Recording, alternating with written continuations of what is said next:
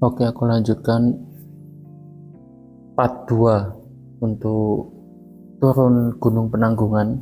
Ini situasi sebenarnya ini tidak mendung sih.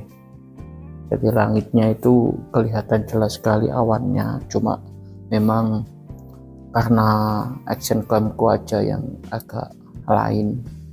Jadi ya kelihatan nggak sebagus itu.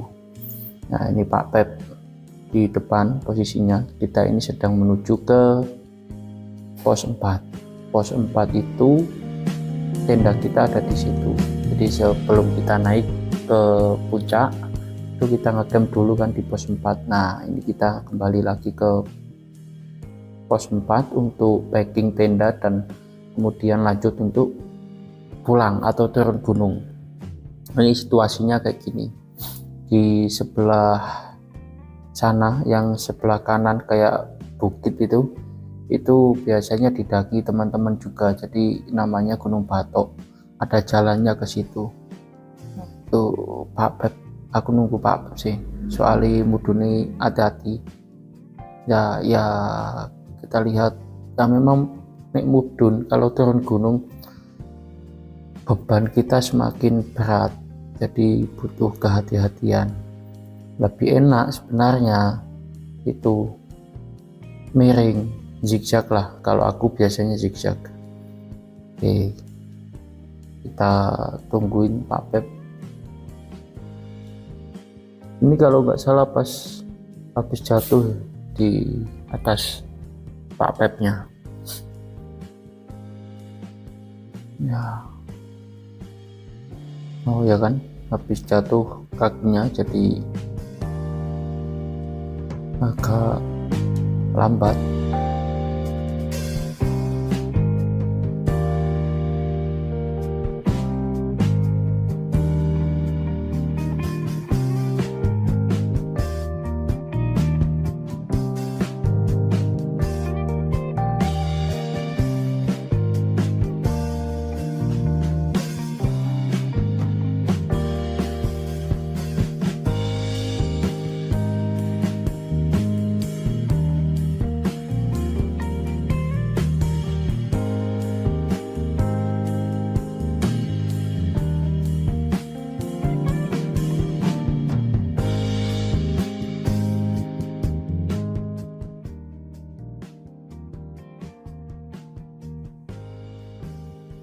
Sepanjang jalan di sini landai guys, teman-teman. Nah, ini tak landai sekali. Jadi nanti di sini juga nanti kita akan ketemu candi. Nah, nanti setelah sampai di pos 4. Tapi kayaknya nanti di pos 4 kita nggak akan lama-lama, langsung packing kemudian langsung pulang. Soalnya air kita udah habis, jadi nggak mungkin juga untuk lama-lama di pos 4, karena di pos 4 juga nggak ada airnya, dan memang di Penanggungan via Jolotundo atau lewat Jolotundo ini nggak ada sumber mata air, sehingga membuat susah kalau kita haus. Yang tadi kan aku juga berharap ada pendaki lain yang bisa dimintai minum, dan ternyata tidak ada pun hanya 1-2, dan itu nggak bisa dimintai semuanya. Tadi setelah packing di pos 4 ini aku skip dan langsung di bawah pos 4 itu kita ketemu candi ini, Candi Putri. Candi Putri ini candi yang kayak punden berundak, jadi ada undakan 1, undakan 2, undakan 3. Di situ candi itu dibuat ya untuk ritual lah begitu. Dan ini setelah di Candi Putri tadi langsung turun lagi, aku turun lagi, nggak jauh dari candi itu. Nanti kita akan ketemu dengan sesuatu. Wah, karena ini jalannya memang seperti ini, batu-batuan, kemudian dominasi tanah. Ini kalau hujan luar biasa beceknya, licin, maksudnya sangat licin sekali kalau hujan. Untungnya pas aku naik di lewat Jolotundo ini nggak hujan, jadi aman, ya kan. Coba bayangkan ketika hujan itu airnya lewat tanah itu, dan tanah itu bisa becek, licin juga, karena tanah-tanah seperti ini tuh licin, ya kan? Oke, lanjut.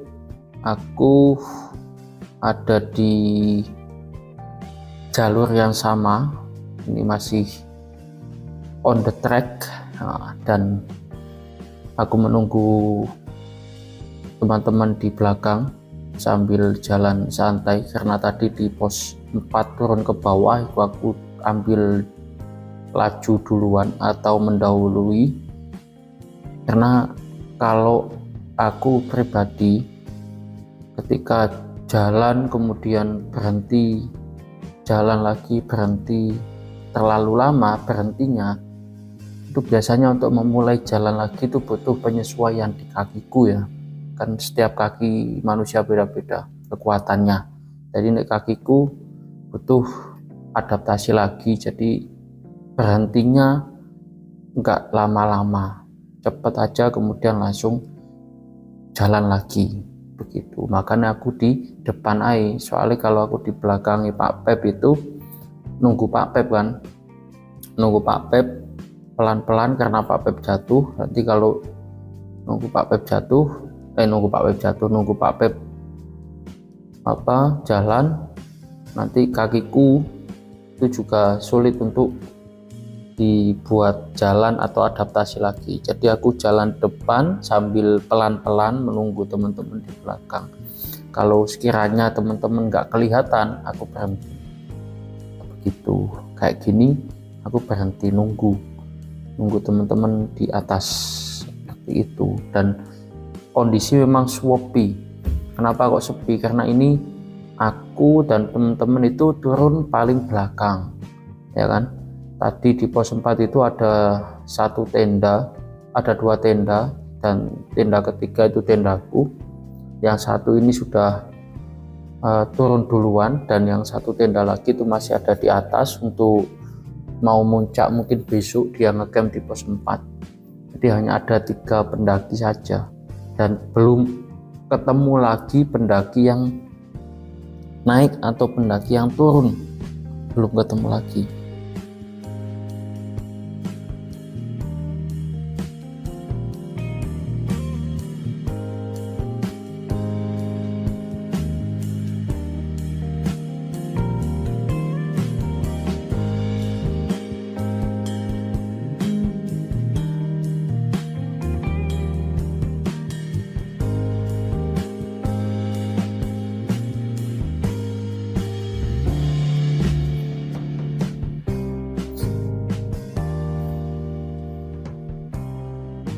Nah, ini tuh tanda, jadi yang hijau-hijau itu tanda supaya kita tidak tersesat.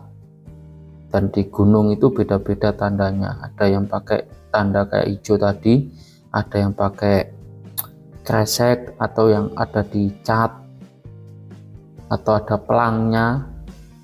Jadi setiap gunung memiliki tanda yang beda-beda, ya tergantung pengelola gunungnya lah.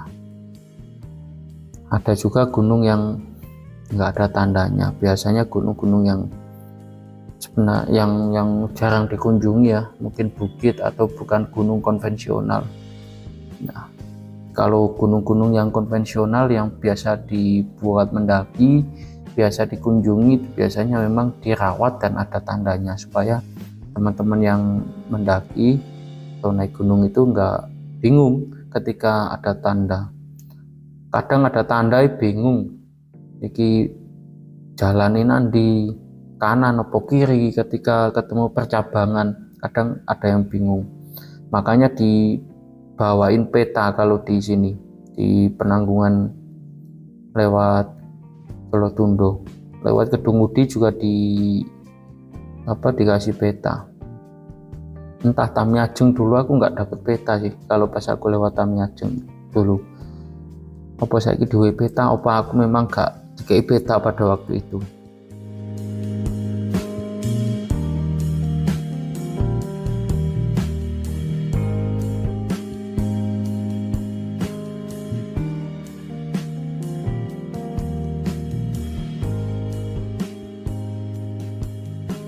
Nah, di depan ini itu kalau nggak salah di pos 2. Pos 2 ini aku ingat pada waktu itu Arif wawancara sama pendaki anak-anak muda 2 gitu kan di sini di pos ini pas waktu naik kemarin kita ketemu pendaki di situ, dan ini adalah treknya setelah pos 2 itu turunan. Kalau yang waktu naik ya tanjakan, dan cenderung hutannya memang tertutup kalau di pos 2 ini, dan jalannya tanah. Nah, setelah tanah itu ada batu-batuan kayak gini.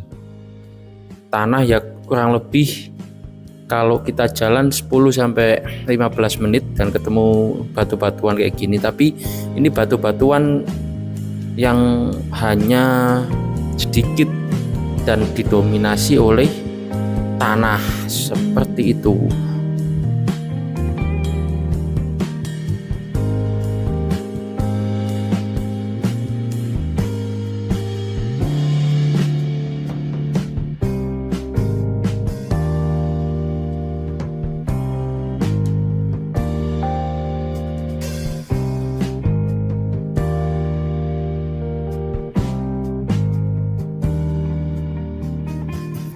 Dan semakin ke bawah hutannya itu semakin rapat, jadi pemandangan hijau kanan kiri seperti ini akan kita lihat sepanjang perjalanan, karena memang hutannya cukup rapat dan sangat teduh, enak sekali untuk dibuat jalan-jalan santai seperti ini, apalagi pas sepi tidak ada pendaki. Nah, itu ada pita, bukan pita ya, tapi kayak plastik warna merah dan putih, itu kayaknya tanda jalurnya seperti apa, atau jalurnya mau kemana, itu tandanya seperti itu. Tapi tenang aja, kita bawa peta gitu kan, walaupun kita nggak biasa lihat peta, sekalipun kita bawa peta tapi petanya nggak dilihat teman-teman, nggak kami lihat, maksudnya hanya dilihat di setelah pos 2. Itu pun dilihat karena pengen tahu ini pos 2-nya betulan itu enggak sih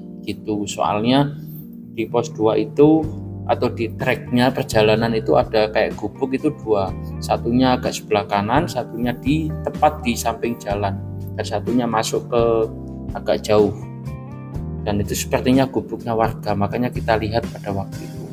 Nah, setelah sekitar 30 menitan kita masuk ke kawasan hutan bambu kayak gini. Nah, hutan bambu seperti ini, kalau kita udah nyampe hutan bambu pas waktu turun Gunung Penanggungan lewat Jolotundo ini, berarti kita sudah mulai dekat dengan base camp.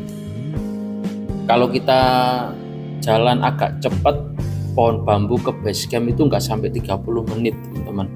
Kalau kita jalannya santai kayak gini, kayak pendaki siput kayak saya ini dan kami itu agak lama. Nah, ini tak percepat aja, kurang lebih kami jalan itu sekitar memakan waktu 30 menitan lebih, soalnya memang sewantai. Dan di depan ini itu sudah base camp. Nah, di kanan itu sudah menjual nasi atau warung-warung penjual nasi di depan ini. Nah, itu ada gapurannya jalur pendakian lewat Jolotundo, tulisannya. Nah, kalau kalian bawa sampah, di kanan itu ada sampah dan bisa kalian buang di situ, dan teman-teman membawa sampah turun dari gunung begitu dan dibuang di situ. Nah, aku tak selfie sih. Oke, kita selesai turun Gunung Jolotundo dan besok kita ke gunung lainnya gitu teman-teman. Thank you guys.